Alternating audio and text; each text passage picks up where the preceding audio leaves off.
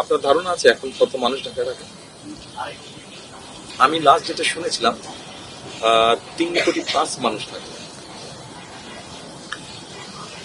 এই traffic jam হবার বেশ কয়েকটি কারণ আছে আমার। প্রথমত আপনার আমাদের রোড ডিজাইনিং, দ্বিতীয়ত আমাদের public transport management of public transport system, আর থার্ড হচ্ছে বেশ কতগুলো ফ্যাসিলিটির মধ্যে এডুকেশন আছে, হেলথ আছে, সিকিউরিটি আছে, জব সিকিউরিটি আছে। এই সবকিছুই কম বেশি আপনার ঢাকা কেন্দ্রিক গড়ে উঠেছে। আমি কিছুদিন আগে 8 মাস আগে আপনার এক ভদ্রলোকের সাথে আলাপ করেছিলাম, প্রফেশনাল, উনি একজন আর্কিটেক্ট, ওনার সাথে আলাপ করেছিলাম। উনি ছাড়া আরেকজনের সাথে আমি বুয়েটের একজন স্পেশালিস্ট আছে, উনি ট্রাফিক নিয়ে কাজ করেন, স্পেশালাইজেশন হচ্ছে ট্রাফিক ম্যানেজমেন্ট। এই দুই ভদ্রলোকের সাথে দুটো আলাদা বিষয় আমি আলাপ করেছি। তো প্রথমে আমি আর্কিটেক্ট যে ওনার সাথে কি আলাপ করতে সেটা বলি। একটা চিন্তা আমার ছিল, এবং কিছু কিছু দেশে আমরা দেখেছি, আমরা কোরিয়াতে দেখেছি, চায়নাতেও বোধহয় তারা করেছে। সেটা হচ্ছে, যেমন ধরেন আপনি যদি ঢাকা থেকে রেলগাড়ির স্পিড হবে এভারেজে 60 থেকে 70 মাইল, নট কিলোমিটার। আপনি 1 ঘন্টায় কোথায় পৌঁছবেন?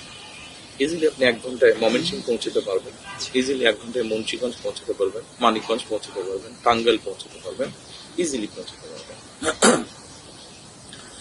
এখন এই যেই কটা জেলার কথা বললাম, এই জেলাগুলোতেও ছোট ছোট শহর আছে, জেলা শহর আছে বা সদর শহর আছে। আমরা এগুলোতে পরিকল্পনার মধ্যে আছে কিভাবে করবো, ডিটেলটা we are working on. But আমাদের চিন্তার মধ্যে আছে যে এখানে আমরা ছোট ছোট স্যাটেলাইট টাউন করেছি, স্যাটেলাইট টাউন গড়ে তুলবো। আপনি বলতে পারেন আপনারা এত জায়গা পাবেন। আমরা যেটা করতে চাইছি সেটা হচ্ছে যে নতুন জায়গা নিব না, যেই জায়গায় অলরেডি শহরটা আছে এই জায়গাতেই আমরা জিনিসটা তৈরি করব। ওখানে বেসিক সাপোর্টগুলো থাকবে। বেসিক সাপোর্টের মধ্যে স্কুল থাকবে, ভালো এডুকেশন থাকবে, চিকিৎসা সুবিধা থাকবে, গ্রোসারি মার্কেট, এই সুবিধাগুলো থাকবে, সিকিউর করা হবে জায়গাগুলোতে, সিকিউরিটি এনশিওর করার চেষ্টা করা হবে। তখন যেটা হবার পসিবিলিটি আছে যে এখন ধরেন একজন মানুষ ঢাকা শহরে একটা চাকরি, একটা জব নিয়ে আছে, তার ফ্যামিলিতে ধরেন 4 জন মানুষ আছে, সে সহ 5 জন। যে জব করছে সে তো সকালে অফিসে যাচ্ছে, কাজে সে কমিউট করছে, আইদার তার নিজের পার্সোনাল ভেহিকেল থাকলে সেটাতে কমিউট করছে, অথবা পাবলিক ট্রান্সপোর্টে কমিউট করছে। তার বাচ্চারা স্কুলে যাচ্ছে আসছে, তাহলে বাচ্চা যদি 2টো থাকে তাহলে 3 জন কমিউট করছে। বাচ্চাকে আইদার সে নিয়ে যাচ্ছে, যদি নিয়ে যায় 3 জন কমিউট করছে, যদি তার ওয়াইফ বা তার বাবা বা মা বা ভাই নিয়ে যায় তাহলে 4 জন কমিউট করছে। আপনার যে কনজেশনটা, ট্রাফিক কনজেশনটা তখন হচ্ছে।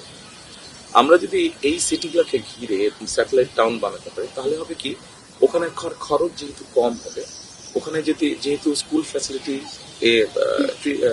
চিকিৎসা, হেলথ ফ্যাসিলিটি, এগুলোও বিল্ড আপ করবো আমরা, সিকিউর থাকবে যাওয়াগুলো, খরচ কম হলে তখন আমরা ধরে নিতে পারি, যেটা আমরা দেখেছি অন্যান্য দেশে যারা এরকম করেছে, তারা ওই জায়গায় চলে যায়, ওখানে তারা থাকে, যেহেতু ওখানে তারা দেখেন সেভ মানি, ওখানে থাকলে খরচ কম হচ্ছে। এবং ওই ভদ্রলোক প্রতিদিন আপনি ঢাকার যে কোনো জায়গায় যান না কেন 1 ঘন্টা মিনিমাম লাগছে, কিন্তু তখন টাঙ্গাইল থেকে 1 ঘন্টায় ঢাকায় চলে আসছে, এসে সে তার অফিসে চলে গেছে, হয়তো 15-20 মিনিট আর বেশি লাগছে। তখন আপনি একটা বড় অংশকে আপনি এইভাবে বাইরে নিয়ে গেলেন, তখন ঢাকার সমস্যাটা, ট্রাফিক জ্যাম, এটা কমে আসার পসিবিলিটি আছে। এটা একটা। দ্বিতীয়ত, আমি এমনি তো পত্রপত্রিকা, টিভিতে গত 17 বছরে দেখছি অনেক ফ্লাইওভার হয়েছে। এবার আসছে যেই ভদ্রলোক বয়েছে ওনার সাথে, যে ট্রাফিক যার স্পেশালাইজেশন, ওনার সাথে যে বিষয়টা আলাপ করছিলাম সেটা হচ্ছে যে আমরা কিভাবে এই ট্রাফিক কনজেশনটাকে কমাতে পারি। ওনাদের যেটা বক্তব্য, এখন তো ফ্লাইওভার দেখছি বা মেট্রো রেল দেখছি, তো মেট্রো রেলটা তুলনামূলক কস্টলি, জায়গাও বেশি নেয়, মেইনটেন্স খরচ বেশি, সবকিছু, একজন প্যাসেঞ্জারের খরচও বেশি হচ্ছে, জিনিস তৈরি করতে খরচ বেশি হলে প্যাসেঞ্জার করতে বেশি দিতে হচ্ছে। ওনাদের বক্তব্য হচ্ছে, এবং অনেক জায়গায় আছে, মালয়েশিয়াতে আছে, চায়নাতে আছে, জাপানে আছে, বিভিন্ন, জাপান তো হিউজ, চায়নাতেও হিউজ ওরা করেছে, সেটা হচ্ছে মনোরেলটার যেটা সুবিধা, ওনারা আমাকে যেটা বলেছেন, মনোরেলটার যেটা সুবিধা, মনোরেলটাকে যে কোনো সময় আপনি ডিসমাউন্ট করতে পারবেন, যে কোনো জায়গায় বসিয়ে দিতে পারবেন, বিমের মতন ভাবে বসিয়ে দিতে পারবেন, আবার উঠিয়ে নিতে পারবেন। মনোরেলটার সুবিধা, মনোরেলটার ছোট ছোট বগি, দুটা তিনটা বগি, আপনি মোহাম্মদপুরের ভিতর থেকে ঘুরিয়ে ঘুরিয়ে নিয়ে এসে হয়তো আপনি মূল একটা যেখানে এসে মোহাম্মদপুর থেকে যারা এসে মেট্রোতে উঠে তারা সেখানে কানেক্ট করতে পারবে। ওইভাবে যদি কানেক্ট করে, এইভাবে যদি আমরা ঢাকার সবগুলো এরিয়াকে কানেক্ট করতে পারি মনোরেল দিয়ে, যদি সেটার খরচ কম হয়, খরচ কম হলে ন্যাচারালি ওগুলাতে যারা ট্রাভেল করবেন তাদের খরচও কমে যাবে।